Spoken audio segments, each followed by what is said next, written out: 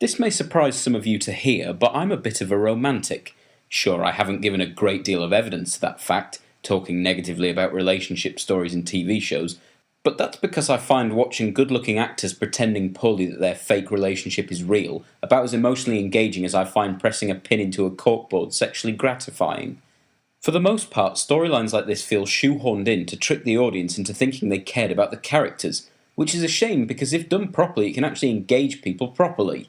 I'd heard that the BBC period drama Poldark had an ongoing will they won't they thing, and it's a sad time in TV that just that fact alone made me start saying Poldark in an angry, sarcastic voice. I'd also heard a lot of glowing reviews from middle-aged women about the protagonist, something that wasn't exactly a selling point, but I did try and get into that spirit, although when I attempted to finger my own urethra that only ended in pain and lonely crying, and I blame Poldark, the twat. What? Oh yeah, a review. Set in a year that's in the past that I don't know, Ross Poldark is a soldier of some kind who goes to war in a place and comes back home to Cornwall to find his family slightly smaller than it was when he left, and so must attempt to start rebuilding his life from almost nothing. If it sounded like I didn't know some of the details, it's because they weren't actually that important. All of this is just background information to kick off the real plot, which is a man standing on a cliff looking at the sea like some kind of shit lighthouse. The basic story is Poldark does stuff to make money for himself and the poor people around him. Stuff like building a mine, taking his shirt off in the sea, negotiating trade deals, taking his shirt off in a field, and taking his shirt off elsewhere. If you look past the man taking his shirt off, you can see this beautiful scenery that I guess Cornwall has. This show is basically Assassin's Creed Black Flag, but without the decency to send a paycheck to James Bachman.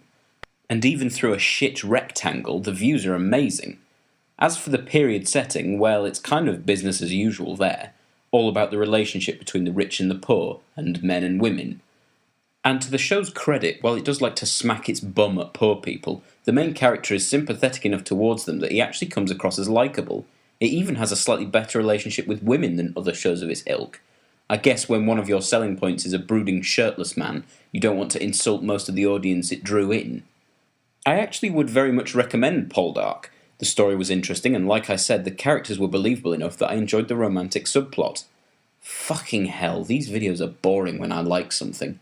What weaselly little complaint can I find to provide some level of entertainment value? Alright. The old bloke, Neil Patrick Harris's dad. The one that looked like a Madame Tussauds figure designed to use up the surplus wax. He seemed to use heart attacks as a characteristic. He had about 7,000, and they seemed to all be used to rejig a slow-moving scene. What else?